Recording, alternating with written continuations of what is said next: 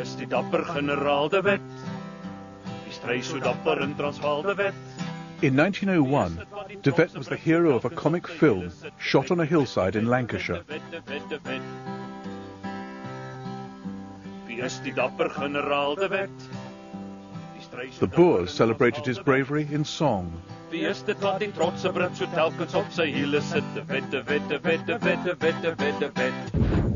Come on, come on, come on, let's go back to the Free State. Come on, come on, come on. The horses didn't want to go any further. Their counterparts a century ago weren't given the choice. De Wet was a hard taskmaster.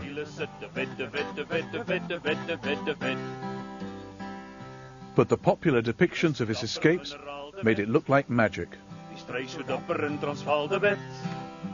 Wie is dit wat die trotse Brit so telkens op sy hiele sit? De Wet, de Wet, de Wet, de Wet, de Wet, de Wet, de Wet.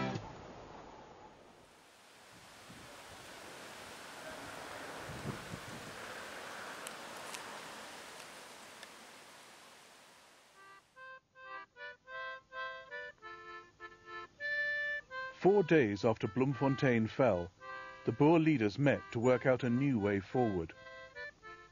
The ideas of younger generals like Christiaan de Wet, Koos de la Rey and Louis Botha now emerged. No more fighting the British head-on in pitched battles. No more cumbersome baggage trains. The future lay in mobile units, raiding behind British lines. A guerrilla war. General de Wet realized he had to sort out the committed from the waverers in his ranks. De Wet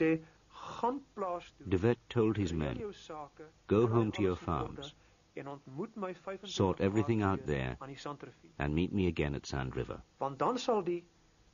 That way, only the ones who really wanted to fight would return. And that was precisely what happened. On the 25th of March, de Wet was rejoined by a group of burghers with the real courage to go on. And that was de Wet's whole idea. Give me 100 men who want to fight, rather than 1,000 who aren't interested in defending their own freedom. Christiaan de Wet destroyed lines of communication, hit British columns, then escaped into thin air. He frustrated the British in South Africa and fascinated them at home. Schoolboys in England collected cigarette cards of the Boer commandants. They prized one above all others. De Wet, to my mind, was a fly-by-night type of figure, and for that reason, young as I was, I admired him, although he was an enemy. And as I say, he flitted from place to place, causing damage to our troops, then away before we could retaliate. Wie is die dapper generaal de Wet? Die stry so dapper in Transvaal de Wet. In 1901, de Wet was the hero of a comic film shot on a hillside in Lancashire. Wie is die dapper generaal de Wet? The Boers celebrated his bravery in song. Wie is dit wat die trotse Brit so telkens op sy hiele sit? De Wet, de Wet, de Wet, de Wet, de Wet, de Wet, de Wet. In August 1900, de Wet found himself trapped in the Transvaal with 250 men. Behind him, the British in full pursuit across this plain. In front of him, the Magaliesberg Mountains, a barrier of rock between de Wet and freedom. Well, here we are on the terrain where General de Wet performed one of his most famous escapes during the Boer War. It was the 21st of August 1900, and it's not too far away from... Historians Franz Johann Pretorius and Ian Copley pick up de Wet's trail at the deceptively easy foot of the slope. Where de Wet performed this escape. They take 2 horses with them. A century ago, de Wet and his men had 250. The only way out was to go over the mountains. So de Wet approached an African, and this was one of the most famous conversations of the Anglo-Boer War. And he said to him, is there a path over here?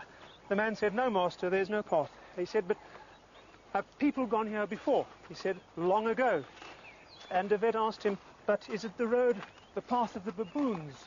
The man said, yes, baboons, but not people. And de Wet said to his men, come on men, where baboons can pass, we can pass too. We've got to pass, otherwise we'll be caught.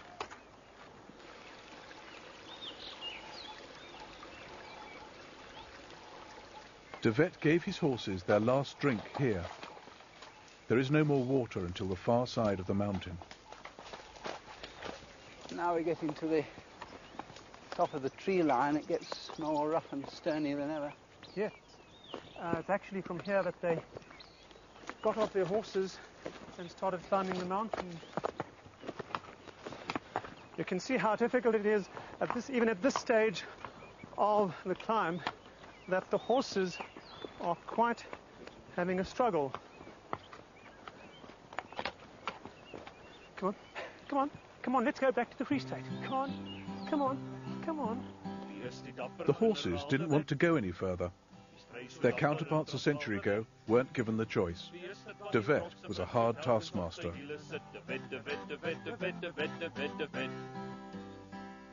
But the popular depictions of his escapes made it look like magic. Wie is dit wat die trotse Brit so telkens op sy hiele sit? De Wet, de Wet, de Wet, de Wet, de Wet, de Wet, de Wet. 5 o'clock on a winter's afternoon. Almost dark. And they reached the top.